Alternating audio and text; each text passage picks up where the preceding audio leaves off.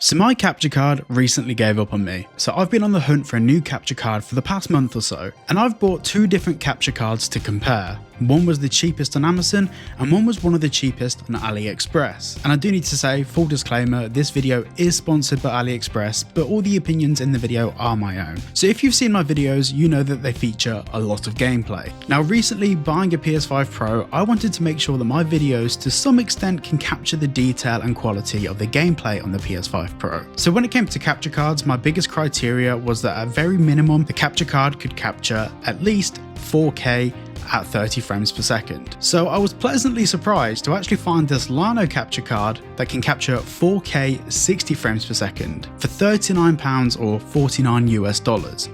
And as a comparison, I brought another capture card from Amazon which claimed to have the same specs, which was actually £9 cheaper. So 5 days later, they both arrived. And I'm gonna say straight up, the one from Amazon was not 4K 60, and it got so hot after an hour, it burnt out, to the point I actually couldn't use any of the footage for this video. Scratch that, I actually ordered another one of these capture cards from Amazon, just to give it the benefit of the doubt and see maybe the original one was a faulty unit. Firstly, this one arrived with, I'm not sure if you can see it, but there's a dent in the top, and there's also this massive scratch in it. Also, this is what the footage looks like. Wow. I know, it's incredible. So yeah, that's that. So this just leaves the AliExpress product. So first things first, the box is actually really sturdy, and as we can see from the front of the box, it supports 4K 60 frames per second and HDR. This is something that I actually tested on an Apple HDR monitor, and it is actually indeed HDR. In the box we have the capture card, which is actually normally in some nice packaging, but I'd already unboxed it and used it before doing the review. A little bit of an inconsistency in the video, I know. We also have a USB-C cable and a HDMI cable. Plugging in the PS5 Pro into the capture card's input and plugging the output into my monitor, and of course plugging in the USB-C, I found the part that pleased me the most. Now this is going to get a little bit nerdy, but bear with me. Usually capture cards will take the information from your monitor and send the information to your computer that you're capturing on. So for example, my monitor is a 1440p monitor, so you would think that the capture card would max out at 1440p or even 1080p for that matter.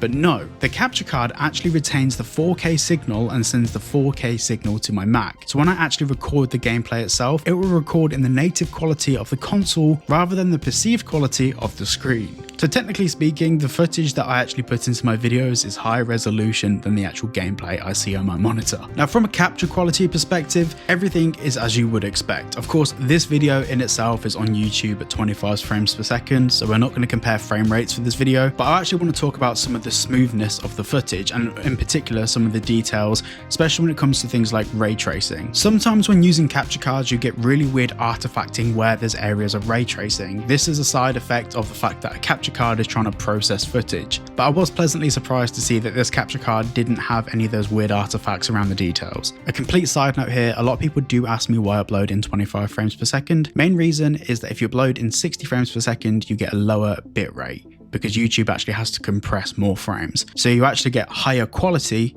but less frames when you upload in 25 frames per second. Now another thing to note is that you don't need any additional drivers, software, applications or anything to run this. It's literally just a plug and play device. Also, there are some capture cards out there that will ask you for access to device information when you plug them in. This doesn't ask for any of that stuff. It's quite simply a pass-through for your console. Now some other things to note, that there's rubber feet on the bottom to prevent your desk scratching. There's also a really nice little light on the capture card, which actually looks really clean, especially on a desk setup. And with 1 hour of usage, the card only just gets just above room temperature. We also have 3 auxiliary ports on the capture card. So the first one's for a mixer. So for example, if you plug your microphone or any other audio device into a mixer, you can put the line out from the mixer into the input of the capture card. This means that when you're actually capturing your gameplay or whatever else you might be capturing, you can include your out mix from a mixer. We then have another port directly for a microphone. So say for example you have a headset that has a microphone built into it, you can plug it into here. Then finally, of course, we have a headphone jack. This is a straight bypass for your PlayStation. So for example, if you're streaming and you don't want your audio coming out your speakers,